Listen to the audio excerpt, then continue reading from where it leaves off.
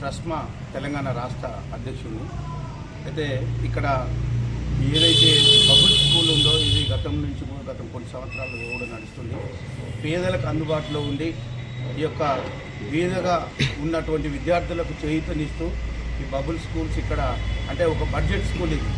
మరి దీని పక్కనే గోడ కానుకొని మీకు కనిపిస్తుంది అనుకుంటే బహుశా చూడండి, ఇమ్మీడియట్గా గోడ కానుకొని పర్మిషన్ ఇవ్వడం అనేది ఇది విద్యాశాఖ మంచిది కాదు. ఎందుకంటే విద్యాశాఖలో GOMS నెంబర్ 1 ప్రకారంగా కొంత డిస్టెన్స్ మెయింటైన్ చేయాలి. స్కూల్కు మధ్యన డిస్టెన్స్ మెయింటైన్ చేయాలి. అధికారులకు అన్నీ తెలుసు.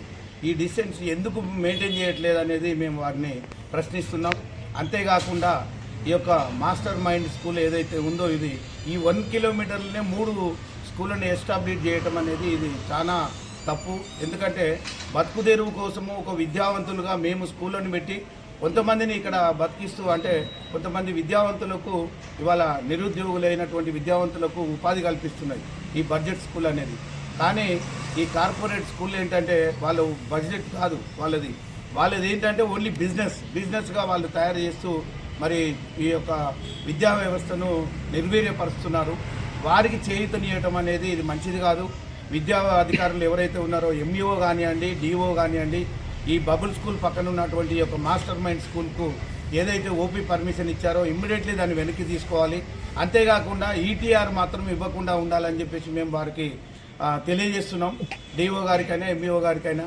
మరి అంతేకాకుండా మీరు కనుక ETR కనుక ఇచ్చినట్టయితే ఖచ్చితంగా దీని మీద చర్యలు తీసుకోవాల్సినటువంటి అవసరం వస్తుంది. ETR ఇవ్వకుండా మీరు ఖచ్చితంగా దీన్ని ఆపాలి. వెంటనే ఇక్కడి నుంచి మాస్టర్ మైండ్ స్కూల్ని ఎత్తేయాలని చెప్పేసి నేను రాష్ట్ర అధ్యక్షునిగా డిమాండ్ చేస్తూ ఉన్నాను. అంతేకాకుండా మీరు ఇమీడియట్గా దీనికి ఇక్కడి నుంచి పర్మిషన్ క్యాన్సిల్ చేసి వాపస్ తీసుకోకుంటే మేము ఖచ్చితంగా ధర్నాలు చేయాల్సినటువంటి అవసరం వస్తుంది.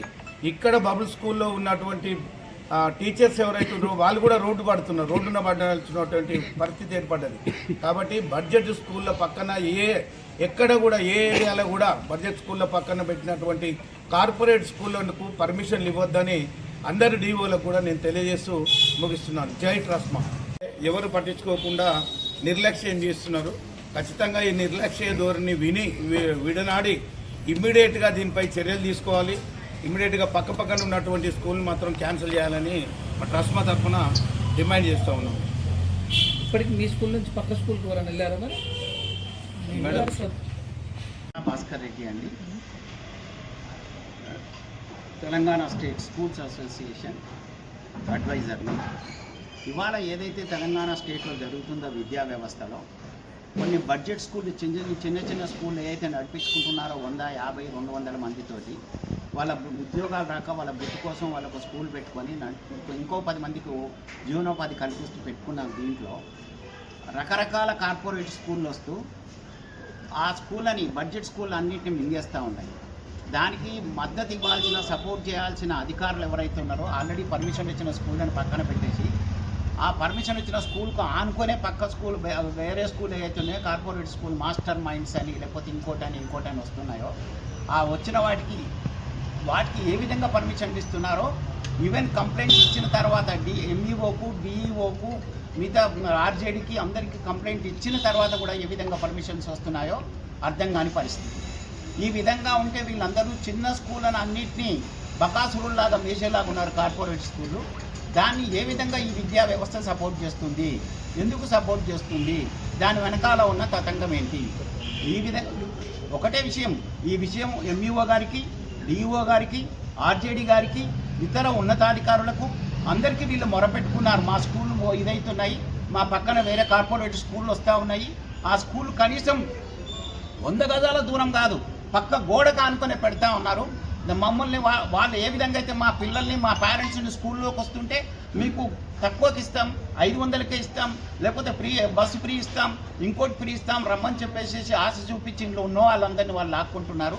మరి ఈ స్కూల్లో ఎవరైతే చిన్న బడ్జెట్ స్కూల్ పెట్టుకున్నారో వాళ్ళు బతకాలా వద్దా?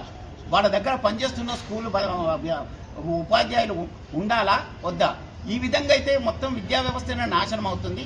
ఈ కార్పొరేట్ స్కూళ్లను అరికట్టాలని చెప్పేసి విద్యా వ్యవస్థ ఏదైతే ఉందో DEO కానీ RJD కానీ మేల్కోవాలని చెప్పేసి ఇమ్మీడియట్గా ఏ అయితే కార్పొరేట్ స్కూళ్ళు ఉన్నాయో వాటి మీద యాక్షన్ తీసుకోవాలని చెప్పేసి వాటికి కనీసం అనుమతి లేకున్నా కూడా వాళ్ళు మిగతా పక్క స్కూళ్ళ నుంచి తీసుకుంటున్నారు కాబట్టి ఇమ్మీడియట్గా యాక్షన్ తీసుకోవాలి.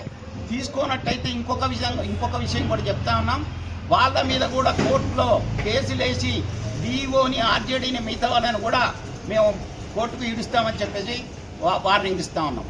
ఇది మాత్రం మంచి విషయం.